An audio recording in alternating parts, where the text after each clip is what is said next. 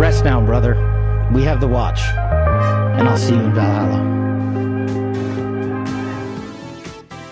Morning, folks. Welcome to the Joey Show. Fantastic program for you today. As always, I'm Joey Avery, and this is a special one. Let's be honest, they all are, but this one's 111, and that's 11's my favorite number, so very exciting. Make a wish.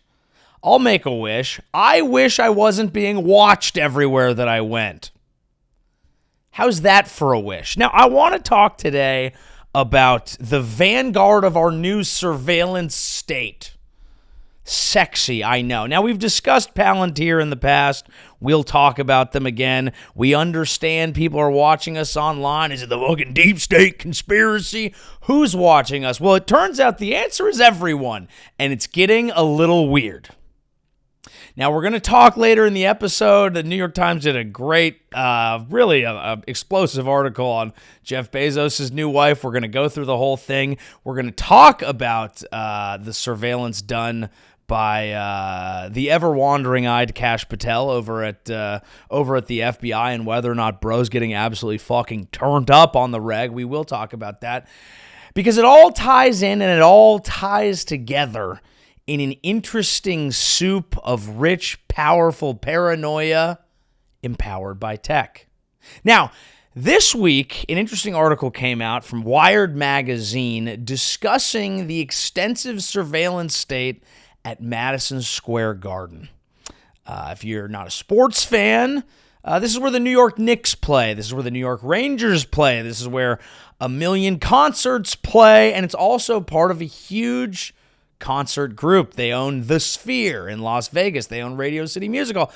They own a sprawling empire, and they have a very interesting way of doing security that is not limited to the building itself. Now, the man behind all this, he's not a very popular figure in New York. Let's put up a photo of him right now, is James Dolan. Look at that hat.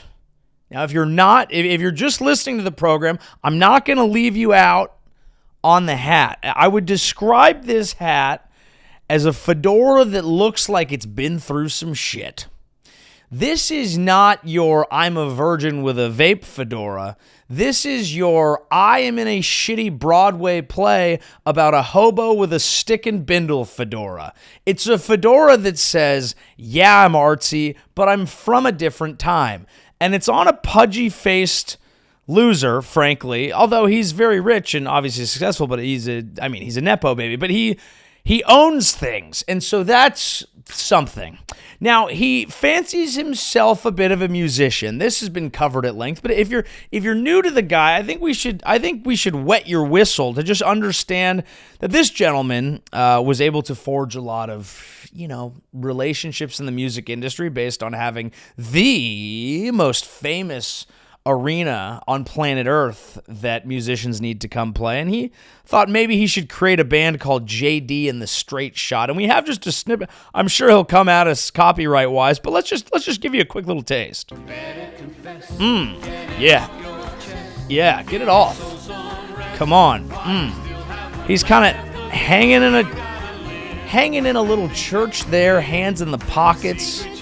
Again, I have to speak. I would let you listen to the harmonizing and the important things. I'm worried about copyright. We are going to come back to it because, as always with music, the lyrics tell a tale.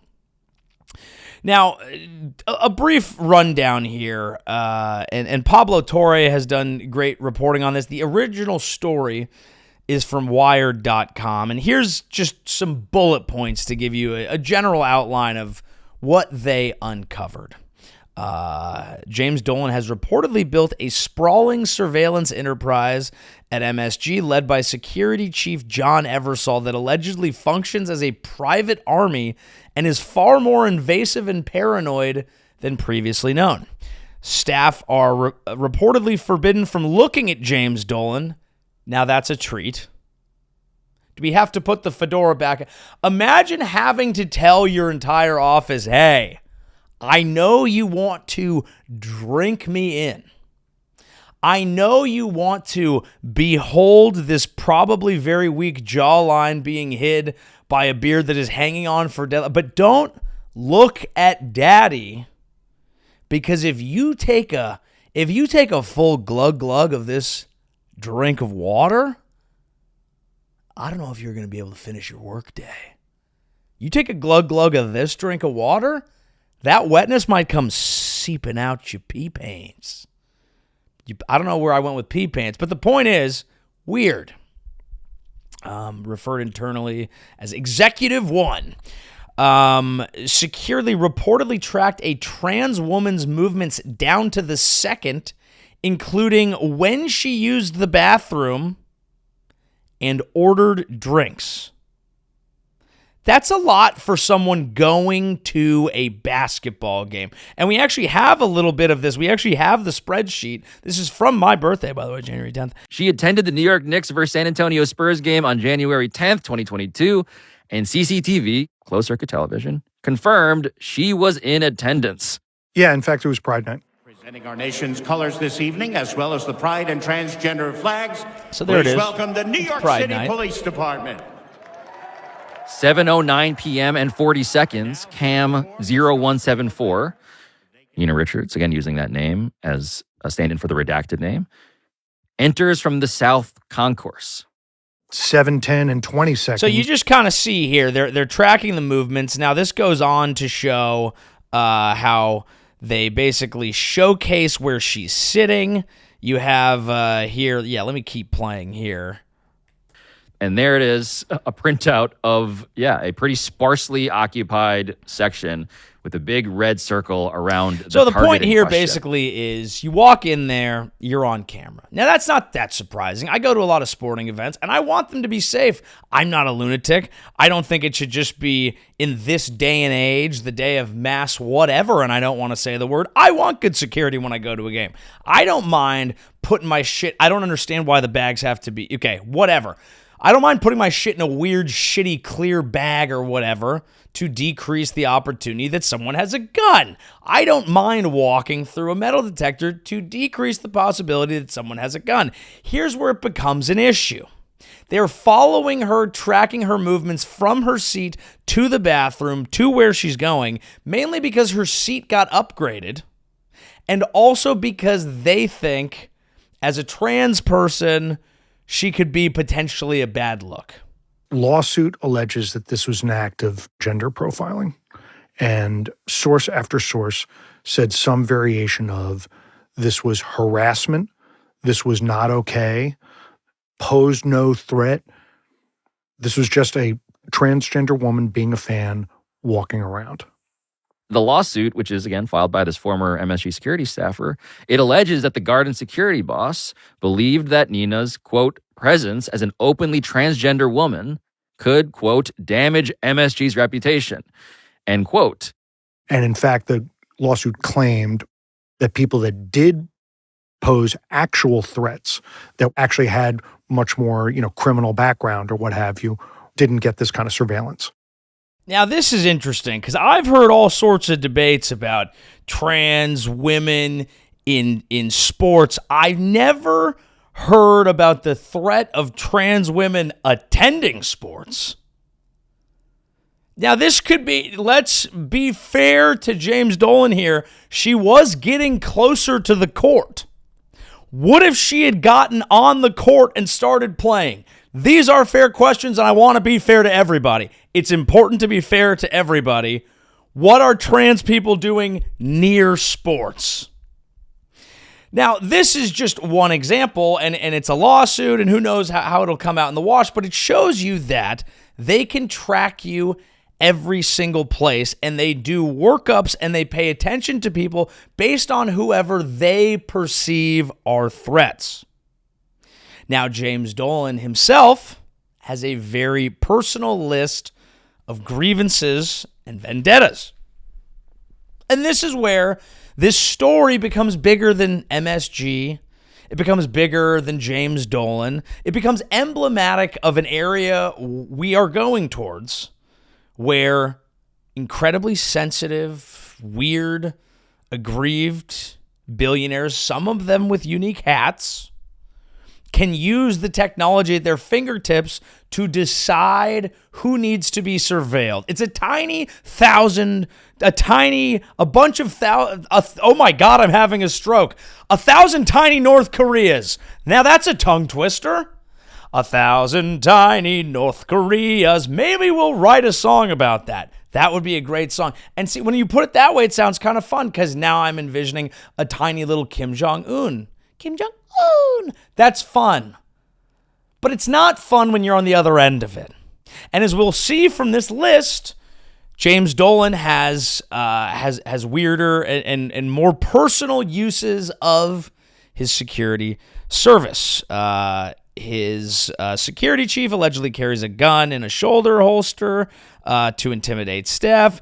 Over 1,500 lawyers from firms in litigation with Dolan are banned from all venues, including a story where a mom tried to take her 9-year-old Girl Scout to a show at Radio City Music Hall and was told she couldn't go. MSG reportedly creates workups, intelligence dossiers on fans who talk trash online. They once sent police to a 14-year-old's house in Colorado for a tweet. Do you see how we're expanding outside of the literal arena? This is not what Teddy Roosevelt had in mind when he talked about the man in the arena. The man who owns the arena is actually a bitch. The man in the arena is actually really nice quote. Sometimes trotted out by dumb people, but a nice quote. It is not the critic who counts, not the man who points out how the strong person stumbles. Yeah, the man in the arena, I'm actually all for. I support the man in the arena. The man with the arena is a bitch. And I've been very diplomatic about it, but with a stupid hat. Am I going to be allowed to go to Madison Square Garden? Thankfully, this podcast doesn't get enough listens. But I might get turned away. What if I want to play there? What if I fucking glow up and Daddy wants to play Radio City in Madison Square Garden? And then I have to play this clip in front of a whole audience. Wouldn't that be something sweet? I have friends who actually, we've talked about doing sketches about making fun of Kash Patel, making fun of this guy. And on the one hand, it does feel very safe right now. Shitting on billionaires, it's not like that. I understand I'm doing it, right? It's not that interesting because it's easy. In a way, it's easy. But it's kind of getting not easy because they actually are tightening their grip on a lot of layers of society in ways that are getting fucking weird. So the point of that is that I'm a hero, and that's why you're here at the Joey Show, and that's why you're a member of the 12.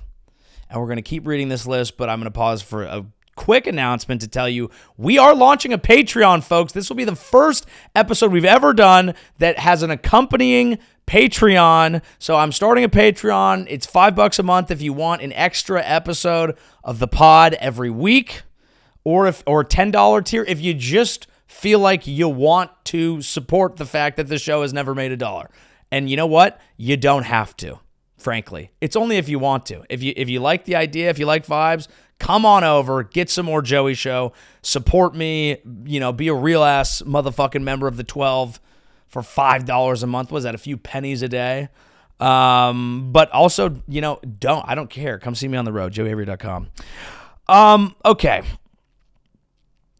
Yeah, so they create workups. So there's more stories they tell about how sometimes fans who are in the audience will be sell the team, fire Dolan. And just a normal job that they will have is they will zoom in on those people saying normal fan things, being normal fan people, and then create a dossier on that person. Oh, if the Knicks are doing this, what is everyone else doing? This is not good.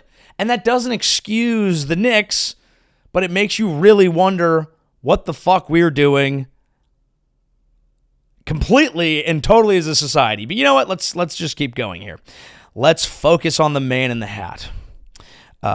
Dolan allegedly ordered Eversole, his head of security, to hack/read employee emails to find excuses to fire them. Good. Former players like Charles Oakley claim the Garden is mic'd up, with Patrick Ewing reportedly warning him not to talk too loud, and there is a whole scene where Charles Oakley was kicked out by security for, he doesn't think, any reason. Security was reportedly told to hide bomb-sniffing canine units because James Dolan disdains dogs and doesn't want to see them. Possibly missing explosives. It is hard to note how that might be the most damning piece of this. Set aside the fact that it's endangering fans to break protocol because you don't want to see something, but how do you disdain dogs? You weird, weak little bitch man. Something's wrong with you. Something has gone wrong. A lot of things have gone wrong. You hate dogs and you like this hat. What are we doing, sir? MSG hired PIs to follow a state liquor authority official to his home to intimidate him during a probe. Security reportedly cosplays as cops, stopping traffic and detaining people on public streets without NYPD authorization. He has formed a tiny little basketball Gestapo. What on earth is this? Facial recognition at the Sphere and MSG has flagged children and off-duty police officers. One staffer says people are afraid top to bottom. It's the gulag. This is where the Knicks play. They're not even that good, let's be honest. They're not even that good. He's a bad owner and he's a lunatic. All this for that. Now, let's go on. There were a couple more clips from the Pablo Torre interview that I found to be useful and horrifying. And he's not the only one. The reporting that they were asked to observe protests that went anywhere near a Dolan venue. But the point is that there's a non-zero chance that they're listening and watching to make sure that what is being done at a gathering like that is of their liking. They at least have that capability. There's at least the motivation and the precedent to keep watch and to listen in as people move in and around the neighborhoods. I even talked to some sources, some people who worked for the Garden, who say that they're afraid or they've got to be very careful when they go to like local bars because they're worried that Jim Dolan is watching. A lot for a basketball arena. No. A bit much for a basketball arena. But as more and more people have more and more power, more and more money, more and more access to security, these tiny, weak, thin-skinned little bitches will be able to use armies to handle their petty grievances, as we're watching the president of our country do right now. That is just where we are going. How do we stop it? I don't know. Here's one more clip. I think Dolan may be a very particular character. He may be a man with a very particular set of grievances and history, but I think he's kind of the future. I am now realizing that in some ways, James Dolan is also the perfect face for this problem because we've already sort of tested how much people give a shit. Right. If the guy with the pettiest grievances and the longest memory and the most desire to follow people not around his building simply, but also around the country is now in control of a database of children's faces and police officers' faces and fans' faces, and none of us really know what they're doing or why we're there or how long we'll be there or what we did to deserve it. Yeah. Well, that's not great. That's not great. Imagine being a drunk sports fan at a game and saying normal shit like, hey, sell the team, you suck. And all of a sudden this dude's digging through your personal life and flagging you so you can't take your kid to the game later in life. This type of shit should be illegal, but how is it going to become illegal when you have someone in charge who runs the country the exact same way? This is the Trumpian mold. This is the world that he wants. And Dolan himself, we should have seen it coming Because we all laughed. We've laughed at this man. We've laughed at his hat. We've laughed at his incompetence. We've laughed at his band, JD, and the straight shot. And there's all sorts of videos of them. And it's all kind of goofy. And I'm not going to say he has the worst voice because that would be dishonest reporting. I would just say it's cringe as a whole pie.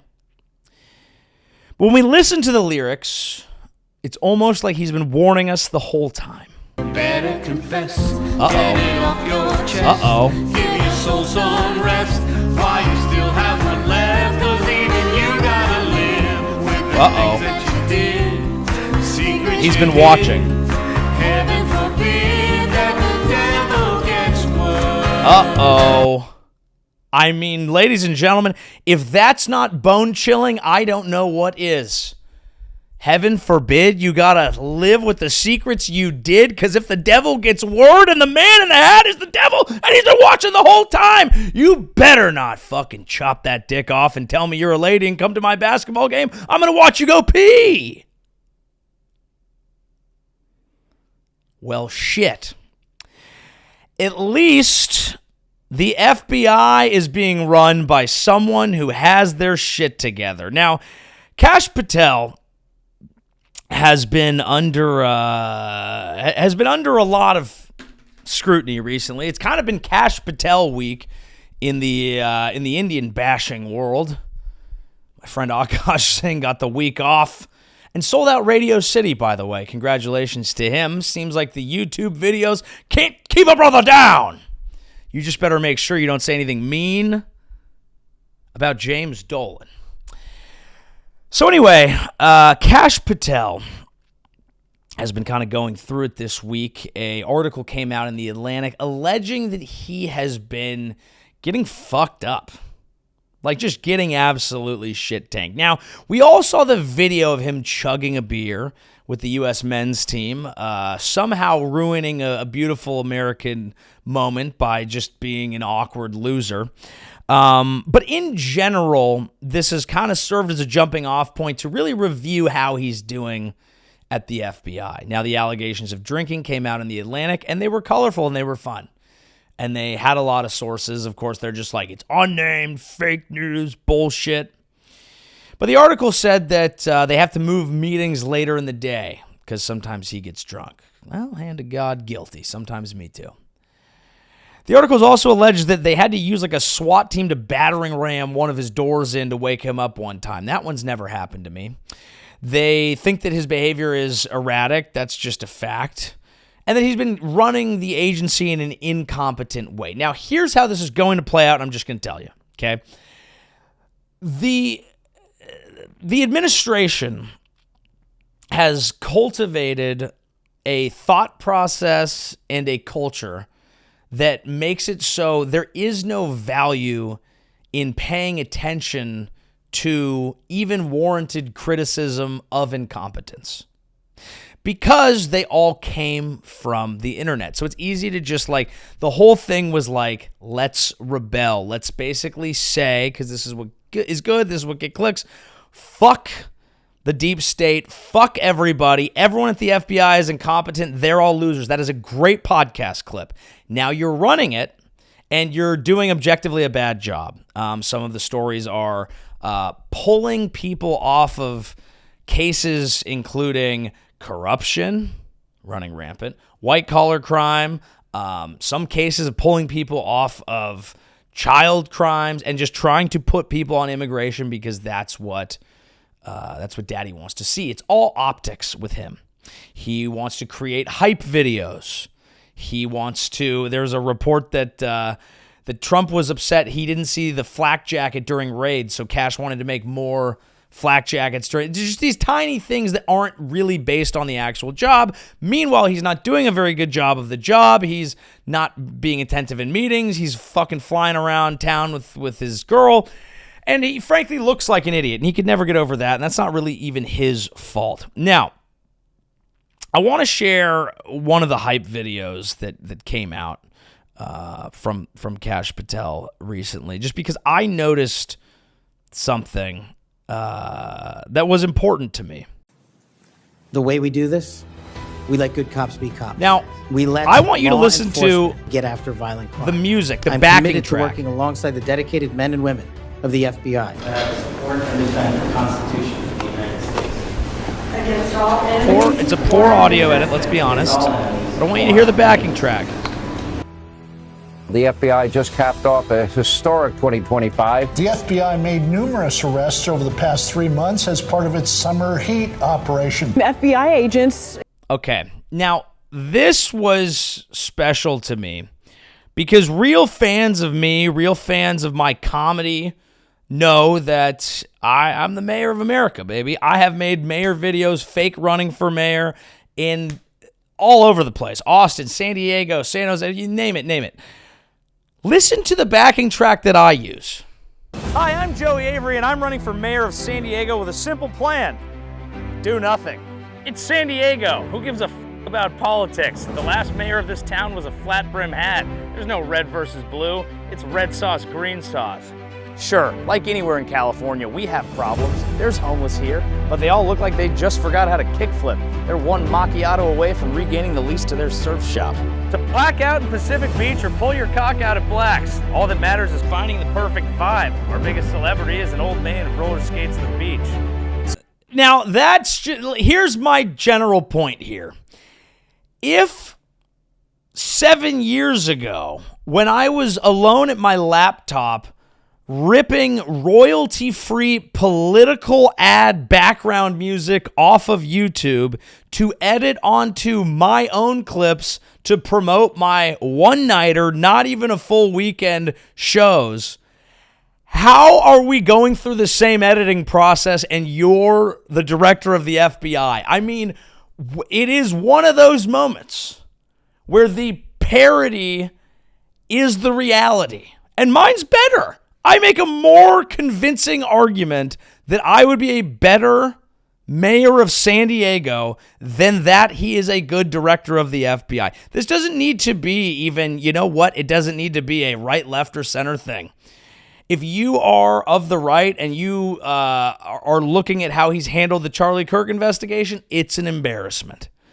If you are someone who doesn't like drinking and thinks that whether or not the Atlantic story is fully true, parts of it could be true, and it's concerning in general that he is more interested, per reporting, in the optics and in getting clips and in getting social media than being the director of the FBI, that's a problem. It's a problem that everyone in this administration is more interested with trying to have a career as an online influence. I'm not even talking about film and TV. They'd rather have a decent tube channel than be the director of the FBI. We talked about it last week.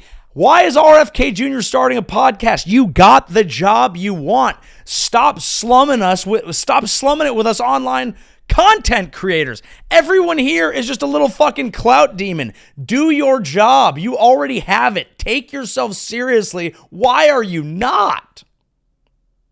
Drinking on the job, it's great for a lot of jobs. It's actually decent for my job. It's not decent if you're the director of the FBI. You know, the director of the FBI used to be a man named J. Edgar Hoover. I don't hold him up as a hero of American history.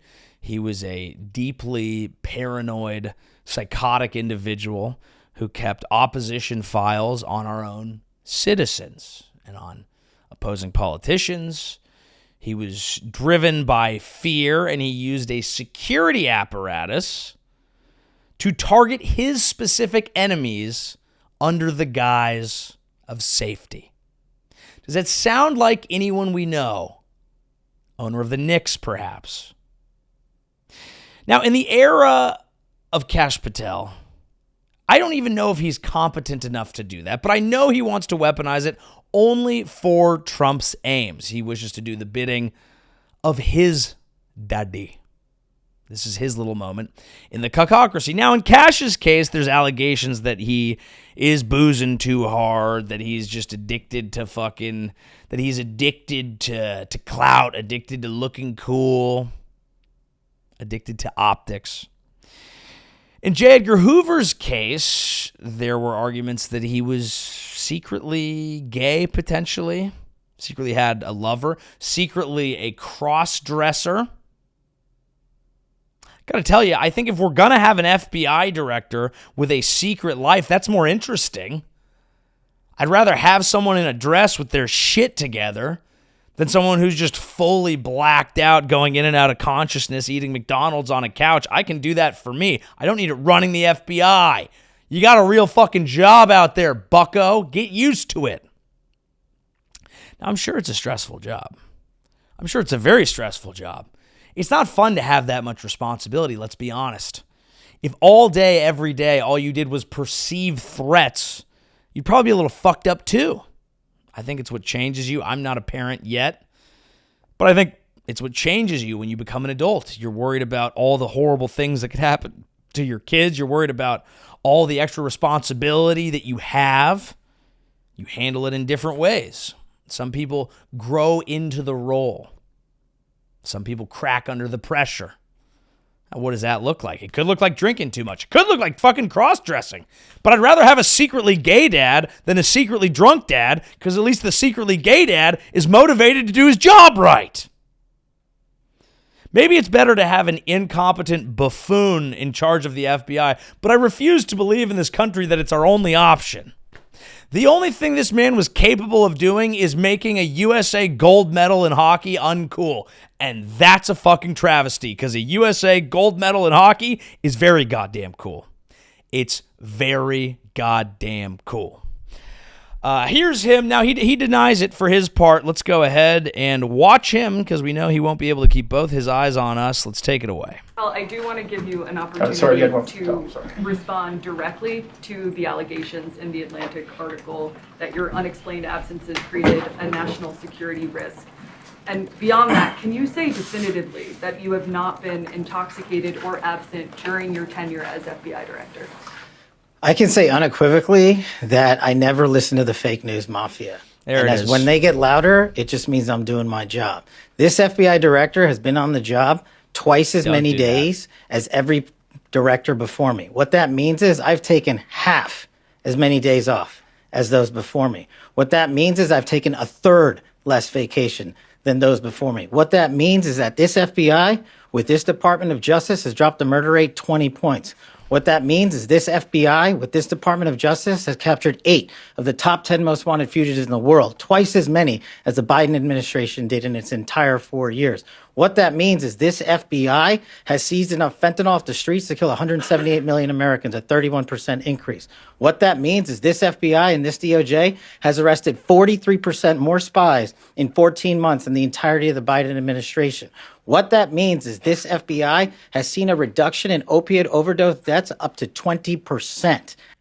Now, some of those are good things, and I cheer those good things. I cheer all those good things in the name of America. We want all those things down. Now, there's a reason those numbers are down. It's not directly correlated to the FBI, and we can go through that. But the beginning of it is just the classic thing that they all do. It's just constant name-calling, deflection. No one in the news is ever saying anything real, which means you can never listen to anybody aside from us and our chosen propaganda machines. Well, I don't think the American people are dumb enough to constantly go with that. It's just the same shit over and over and over again, and you are supposed to just... The war that they are fighting is on people with any experience. The general thought is, if you've ever worked at the FBI, that's an embarrassment. If you've ever worked in government, that's an embarrassment. If you are a scientist, that's a joke. Why would we send nuclear scientists with our team to negotiate with Iran? Let's not. Let's just send let's just send Steve Witkoff and Jared Kushner there, who don't know anything about nuclear science. And because experts are the problem, and the only thing that we can utilize are people that we trust, and people that we trust are anyone who has appropriately sucked the president's dick. And that's just what it is. Now, the problem, and where it gets scary with all this, not that any of it's not a problem, is I know someone who works at the Pentagon, and essentially they said, in terms of the people that Hegseth has been firing, a lot of them were the good ones. For their part, they also said that the Biden administration shit had gotten crazy there. People had gone overboard with DEI. It's not all bullshit, the stuff that Trump was fighting against, but what he brought in was. And now that they're firing the level-headed generals so they can do whatever he feels like, which is up to the minute in Iran, we are potentially in trouble because we are excavating anyone with a career in a lot of these organizations. The FBI, hey, if you've been there too long, get out of here. Now, sometimes you have to do that. I get that. But are these the people to do it right? That is the question. And it's not a good one, especially when these are the people that are in charge of intelligence apparatuses that can be turned on you at any moment. And do you think that they will be based on what is best for the American people, or do you think they will be motivated by petty grievances because they are run by people with petty grievances? Is the entire world Madison Square Garden? Has it already been? And why are sports arenas following along, folks? We'll see. We'll see. I guess I just feel like I don't love the fact that we're going to live in a giant surveillance state, and I also don't love that it's run by the dumbest, most annoying losers I've ever seen. Can we get, if we're going to have someone who is in charge of surveilling our every move, George Orwell style, can they at least have a bit of Riz? Because this is not working for me. These guys are Rizless lunatics. And who has more grievances than a lifelong bitch? Probably nobody. But hey, anyway, come on out and see me on tour, folks. JoeyAvery.com/live. We got a fun article coming up, which I'm looking forward to sharing with you. But first, some of my dates: Calgary, Naples, Dania Beach, Dallas, Bernalillo, Cleveland, Rosemont, Chicago, San Francisco, Sacramento, Houston, Brea, Tempe, New Orleans, Edmonton, St. Pete, Charlotte, Detroit, San Diego. Oh, hot damn. It's going to be a fun little run. Come on out. The new hour is fucking cooking. Come see Daddy, and make sure I'll put the Patreon in the link here. There will be more show today when this wraps. We got one more story, and then I'm going to kick it over to Patreon. All right, now moving on here. New York Times did a beautiful and explosive and controversial whatever article on Lauren Sánchez Bezos. Now, again, I don't want to seem one note here on the pod. I guess I've only been bashing the rich and powerful, but we're going to engage in some woman bashing too, just to make sure that like people know I've still got it. But she is rich, so it's still, whatever. But this is just great. Now, I first saw this pop across Instagram, and her face pops up, and you go, Jesus, and it said someone has to be happy. Why not Lauren Sánchez Bezos? And this is one of the questions that keeps me up at night. Now, everyone in the comments is like, yuck, New York Times, delete, what are you doing? Like, at the end of the day, you guys need to understand that these people work in the internet age of entertainment. They know what they're doing. They understand this is going to get a pop, all right? And it is gold. I don't know. I can't fully tell if it's tongue-in-cheek or not because the entire thing is fucking hilarious. Now, we're just going to start off reading it, and we're not going to get through the whole thing, but I'm just going to give you a flavor of this piece because I just think I couldn't believe, for anyone who doesn't think reading is fun, you just hop in on this, and it's actually lovely. A lot of things make Lauren Sánchez Bezos ridiculously happy. Helicopters, fashion, protecting the narwhal, her little sister Elena, her 5 best girlfriends, and of course, her new husband, Jeff Bezos. bars. She and Mr. Bezos do everything together. On a typical day, the newlyweds wake up around 6 in their new, roughly $230 million compound on Indian Creek, an exclusive private island in Miami often called Billionaire Bunker. They don't touch their phones. Instead, they begin each day by listing 10 things they're grateful for, and they can't repeat what they named the day before. I want to pause right there and drone strike the house. Now, I actually believe that gratitude, like everyone else, is very important. If you don't have gratitude, you are doomed to an unhappy life. And it is a nice thing to do to wake up and think about something that you are grateful for.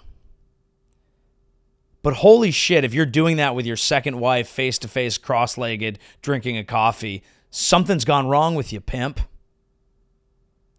Gratitude, I think, I really believe this. Self-improvement is that. It's to be done on your own time. Improve yourself on your own time. Don't get together holding hands with someone like what? I'm just looking at this going, what happened to you, bruh? Jeff, you used to be a dog. You used to be a motherfucker. Okay, and yeah, you're weird, and I don't really like you either, but don't be a bitch about it. You understand where I'm getting at? Like, this is just crazy. From there, the couple drink their morning coffee, I told you, in a sunroom and watch the sunrise. Hers from a mug that reads, "Woke up sexy as hell again." Holy shit, drone the suburbs. And his from one she got him that spells hunk in symbols from the periodic table. They play pickleball 6 days a week. They work out for an hour with a private trainer. He looks good, doesn't he? Miss Sanchez Bezos said of her new husband in an interview in Miami in January. She slow nodded, repeating, "He looks good." Now, you know, people used to just retire in a chair and die. Not saying that's better, but it was at least more honorable. The fact that you have to marry another woman to just pretend you're still in college is frankly unbecoming of someone that's supposed to be an evil genius. If you're going to look like Dr. Evil and send women to space on a fucking rocket, remind me you have some balls, and I'll tell you how you ain't going to do it. Journaling with your second wife and playing pickleball against a woman? Have some respect, you pussy.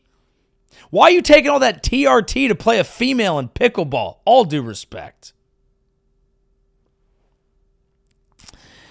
By now, it is hard to conjure the version of Mr. Bezos that existed before. Mildly awkward, faintly hermetic in Seattle. The logistical mastermind of 2-day shipping. You know, people used to run railroads. That was, at least during the Gilded Age, when people were disrespecting and taking advantage of groups of people, they had the honor to spit on your face. Now they're playing pickleball. Ugh. By now, it's hard to conjure the version of Mr. Bezos that existed before. Mildly, blah, blah, blah. Now he is gym-hardened, frequently shirtless, captured mid-laugh in paparazzi photos, canoodling on his mega yacht. A man who has discovered joy, love, and cosmetic dermatology. To anyone who thinks the New York Times isn't taking the piss a little bit here, pay a bit of attention. This is fun.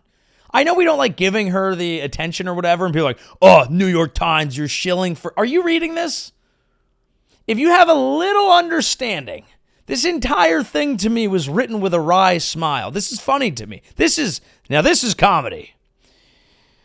This woman is reading this like, what a glowing review. They captured my essence. I am all about joy. Being all about joy is for people who haven't figured anything else out yet. And by the way, I'm one of them. And I really am all about joy. It's what I try to spread. But she doesn't even understand when people are making fun of her. And that's unbecoming. I guarantee you she loved this, and people online knowing that she loved it are also mad at it. I swear to God, this is a funny article. Do you not hear it? Mrs. Sanchez Bezos has in turn adopted some Jeffisms. Jeffisms, like Amazon corporate rituals, such as requesting memos no more than 6 pages long ahead of meetings at the Bezos Earth Fund, where she is the vice chair. Why does everyone have to make their family involved in their business? Really?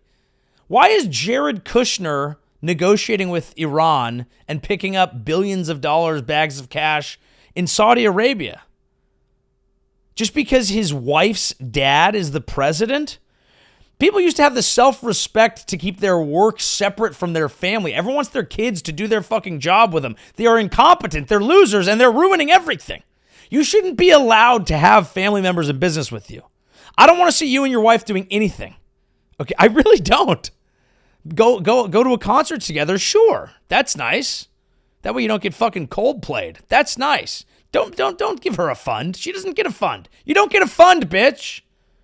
You get to play pickleball. Be happy with that. Gets a fund. Gets sent to space. How dare you? The couple is now best thought of as a unit. I talk about everything with him. Everything. Jeff is my best friend, and I don't say that lightly, she said. Boy, the second wife is a fucking cunt, isn't she? And all due respect, I realize that it hits people at different times and whatever. But if you get famous with one woman... Let's look up Jeff Bezos' first wife. Jeff Bezos' first wife. This guy honestly just gets ragdolled by women in the funniest way. His first wife was like more liberal, so Jesus. Okay. So his first wife, okay. That's just giraffe-like figure. Yeah. His first wife, apparently more liberal. Encouraged him to buy the Washington Post. Loves eating leaves off of a tree. But she was different, and she wanted him to be engaged. So she was like, you need to be more fucking liberal. If your wife or husband, significant other, is driving you to be more political than you are in trouble. So she wants him to be more political. She's like, you need to be fucking left. And now this Laura woman, she doesn't want him. She literally is like, I don't want to talk politics. They go and she's, I don't want to talk politics. I'm about joy. I'm about fun. She flies helicopters. She goes to space with Katy Perry. She's not like the other billionaire wives. She's different. She just wants to have joy and have fun. They're all just narcissists. They just wish they had Instagram followings. She goes on Instagram. She goes, I don't understand why people are mean on Instagram. It's bitch. You know what you are. Just embrace it. And I'll give her credit for that. I will give her credit for that. She does embrace it. You know what? She is like, I am rich. I am happy. We're going to get married in fucking Venice. And I don't care.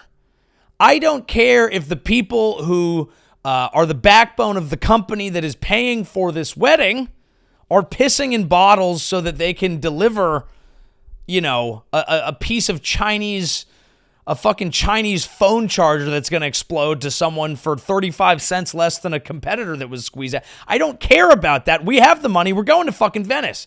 And there's some honor in that, because if you're Warren Buffett and you're like, no, I just like being in Omaha. Well, what is your money even doing?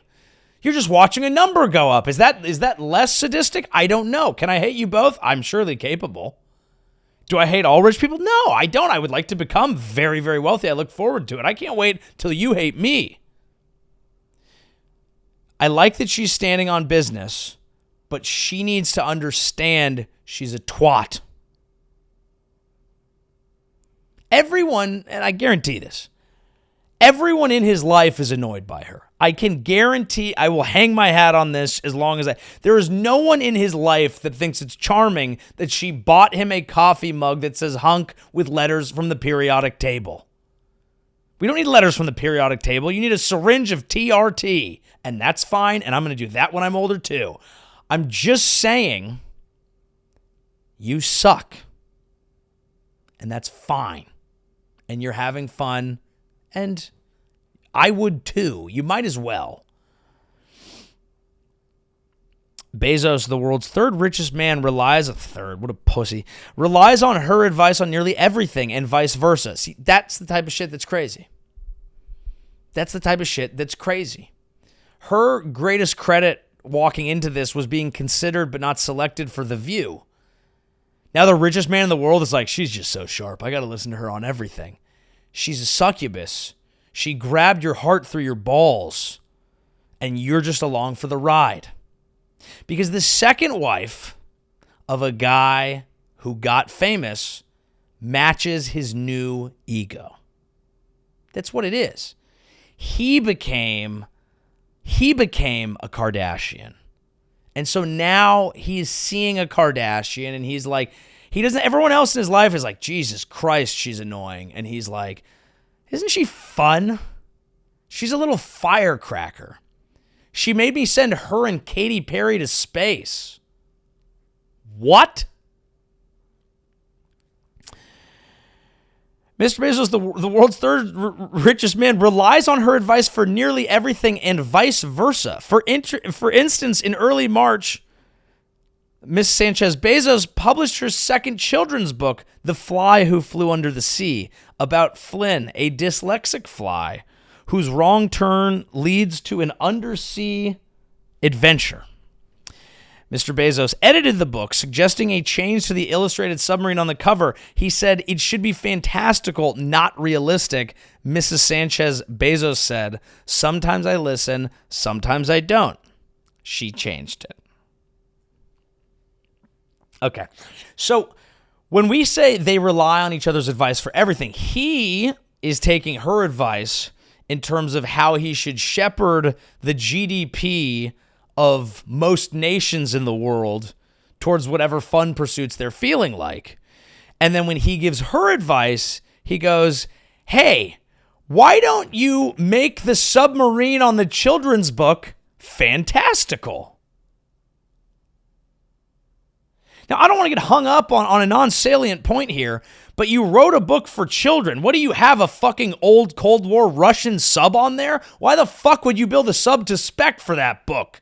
You idiot? What are we doing? Now, the answer is we're having fun. And it goes on to talk about this whole... I mean, we could literally do this for hours and hours and hours. It would get repetitive.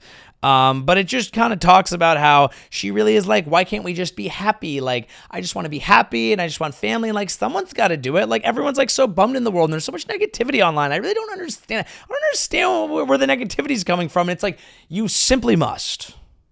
You simply must.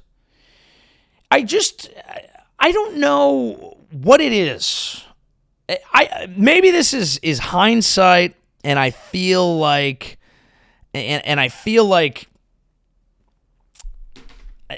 everyone always pretends like things were better back in the day. Obviously, they in many ways they weren't. Like, quality of life in a lot of ways is up, and certainly like openness, how you want to live your life, and all these things. But why? Maybe it's just that this is what the internet shows me, but I keep only seeing people who are incapable of not saying the dumbest fucking thing possible. And I'm like, what is that? Why can't she, why is she incapable of just understanding, like, yeah, you know, Jeff and I fell in love, and obviously that puts me in a unique position, and a lot of people look at us, and, you know, we really we have a lot of money and opportunity, and we're trying to put them towards good things, and we enjoy our lives too, and I understand why that would piss some people off. I get it, but instead it's like, why is everyone online so negative? And why isn't, like, there's so much negativity in the world, and maybe if people just woke up and gratitude journaled with the third richest man in the world before their hour-long private training session, and then their pickleball, like, and then hanging out with their friends. And she's like, I've known Leo DiCaprio since I was 25. And I'm like, that means you got plugged up. And then he stopped after 6 months, and that's fine. But there's just a weird, like, I just don't know how she doesn't seem to get it. But look, hey, you know what? We need more joy. We do. And I'm grateful for Joy. And I'm grateful for her wanting to spread joy. I think it's important. But I noticed something in her expose and her conversation. Like, she doesn't understand why people don't like her. And I think it's nice that she's trying to attack it from this place of like, well, let's have fun. Like, she doesn't get why people didn't like the spaceship thing. She doesn't understand why people didn't like the women going to space thing. Because she's like, I'm pretty sure a girl's trip to space sounds like a good time. I'm pretty sure a girl's trip to space sounds like a good time. And it is the economic equivalent of me coming on the last show, Real Ones Know, shout out to the 12, and being like, I don't get the Coachella hate. Coachella is awesome. And then like some people being like, I can't afford Coachella. Fuck you. And it's like, I do understand that, you know, when you have fun at your level of income and other people don't like it, you're like, get your money up, eh? If you want to go to space, take your girls to space. Why don't you suck Richard Branson's cock and then you can take your friend that you talk about each other behind each other's back to space and maybe you'll have fun. I get that. But she's trying to fight it from this angle. But I can tell when you read this, it's like, she's like, what? I don't understand why anyone would go online and write anything negative. You know, I don't understand why anyone would be so negative. You got to focus on your gratitude. And I can feel she's fighting a demon. And we should let her. We should let her keep fighting that demon. We can't have Katie Couric dunked on her. People were like, is Katie Couric talking shit? Katie Couric went online and was like, you know, girl, to the New York Times girl, you don't have to take every assignment. Slay queen. Slay queen, Katie. Slay queen, Katie. And we stand Katie Couric in this house, I think. I'm not familiar with all her work, but she's from my childhood. We stand Katie Couric in this house, and we stand Hunter Biden in this house. And these are 2 rules, and Real 12s know. Join the Patreon. I think we need to encourage her fighting the demon. Like, I'm shitting on her morning routine, but I think her morning routine, it might be the only thing standing between us and her unleashing the fucking demon. Because I can see, like, her face, and I don't, again, a woman's appearance, but her face looks like it's melting. It does appear that she's been stung by a million bees, and that's fine, and his previous was a giraffe, and he likes the zoo, and again, every woman is beautiful in my eyes, but ultimately, she's fighting the demon. And she might be gratitude journaling. Like, we might need to be grateful that she and Jeff wake up every morning and write in the gratitude journal, and they have little mugs that affirm that they are happy and they are good and that they are the billionaires of joy. Because if we're going to end up in a battle of billionaires of joy and billionaires of evil, we're going to have James Dolan and his fucking hat, but with the power of Jeff Bezos and his bald head watching all of our shit. Now that's the real concern here. Are we going to end up in a situation where we have to hope that the billionaires choose not to weaponize their security state, their personal Gestapo, the Palantirs at their disposal?